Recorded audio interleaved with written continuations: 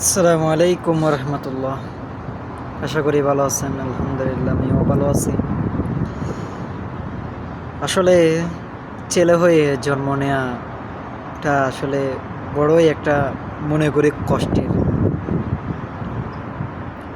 জন্মের পর থেকে এই শরীরের মধ্যে টেনশন ছাড়া কোনো কিছু নিয়ে শান্তিতে থাকতে পারি না। যেদিকে যাই সেদিকে টেনশন আমার মাথায় ঢুকে যায়।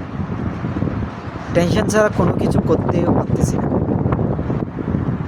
খাইতে গেলেও টেনশন, ঘুমাইতে গেলেও টেনশন, বসতে গেলেও টেনশন, বাথরুমে হাগা করতে গেলেও টেনশন।